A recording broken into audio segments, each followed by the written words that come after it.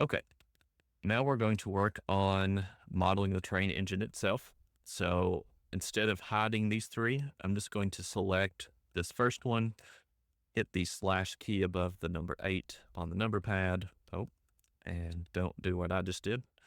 There we go. When you hit the slash, that's called a local view, and that will focus only on what you have selected. And let's start by adding a cube. So Shift A, Mesh, Cube. And let's look at it from the front by hitting 1 on the number pad. And we're just going to put this so that it's sitting on the top of our train base. And it doesn't have to be perfect. It can sink down into it a little bit. Now let's scale it on the y-axis and bring it in past where the roundness of the base starts to happen. So it's on the flat part. And let's go ahead and just grab this on the x-axis and slide it towards the back. And I'm trying to stop before I get into this curved part back here. Now, I will say that typically kids' toy trains have a little part that sticks out and a little half circle magnet that connects. But when we animate this, if we did it that way, it doesn't stay connected because the way we're going to do this, and it's a bit too complex to try and make it line up.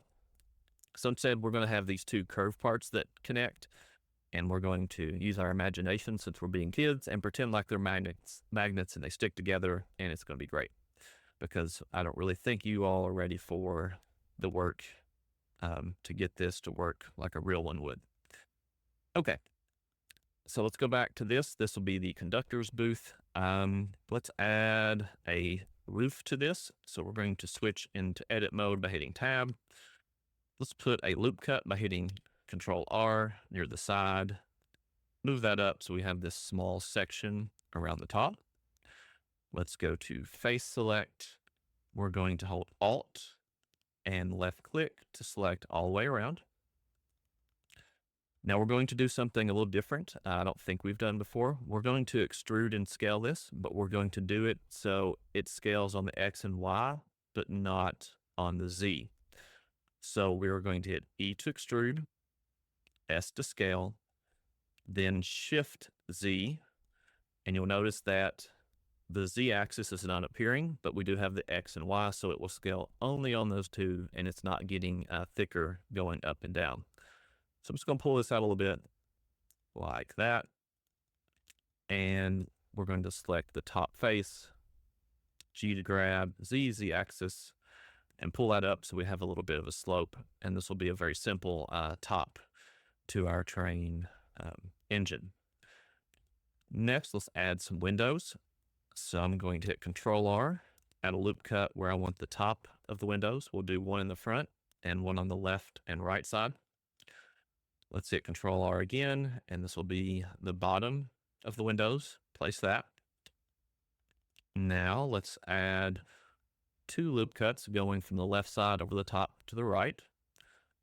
Double click.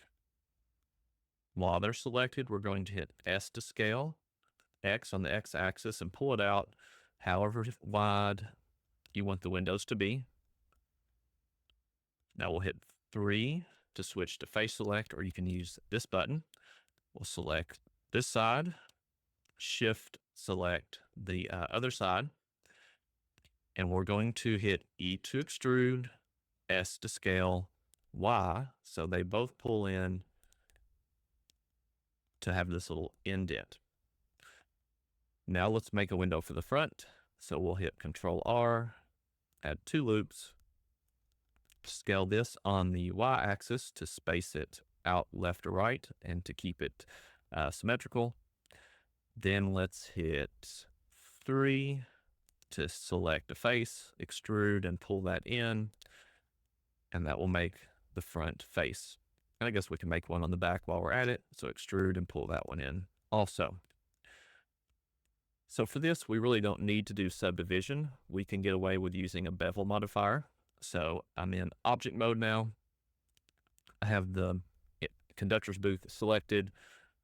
I'm going to click add modifier and select or search for bevel. And let's change the amount to something small, 0.02, and segments 5. and that will give us just enough roundness so light will hit it and it will look a bit more interesting.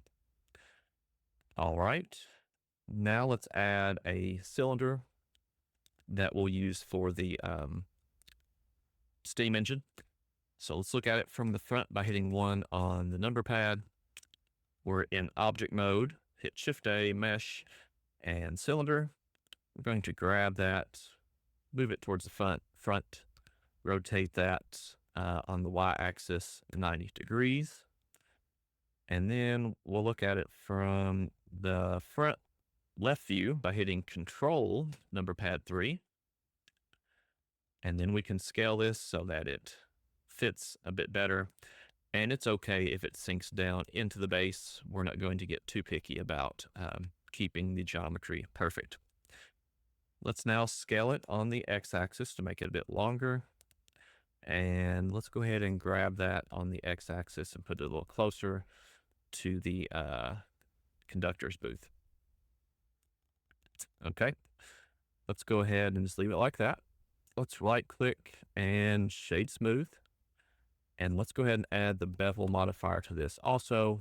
Let's do 0.02 for the amount, segments 5, and that will make that look nice and neat. And then let's duplicate this to make the smokestack for where the steam comes out and the smoke comes out.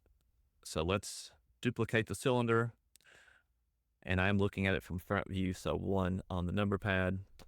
Let's hit R to rotate on the y-axis 90, S to scale to make it smaller, and you can place this kind of near the front, and it's okay once again if it sinks down into it.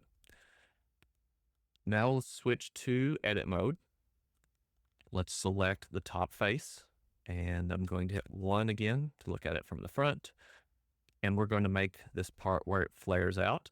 So E to extrude, move it up, left click, scale to give it some thickness or a flare, E to extrude, move it up, left click, E to extrude, move it up, S to scale to bring that in, and let's have a little indent where it goes down into it.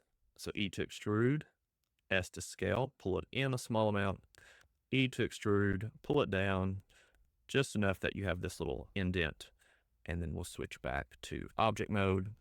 And because we duplicated it from this cylinder, it already has our bevel modifier set to that. So we're going to join this together, and we will do the wheels separate and come back to that. But all of this needs to be one mesh. And before we do that, we have all kinds of different modifiers attached. So if we apply, or if we join these first, these modifiers are going to apply to other parts and weird things are going to happen. So we need to go ahead and just apply all the modifiers on all 4 parts. So we'll come over here. You can hit the drop down menu, click apply, or you can hit Control A while you hover over it, and that will apply it. So select the next part, Control A, next part, Control A, and then the smokestack for the last part, Control A. So double check that all of the modifiers are gone. And we want to join this together. So I'm going to select the smokestack, the cylinder for the engine, the steam engine, the conductor's booth, and then last select the base because I want the base to be the very bottom part. Press Control J, and that will create one mesh. And let's name this train engine so we can keep things nice and organized. So in the next video, and I'll hit the slash key to bring back our bases, we'll make some different train cars, and then I talk about some different modifiers, and after that we'll get into some textures.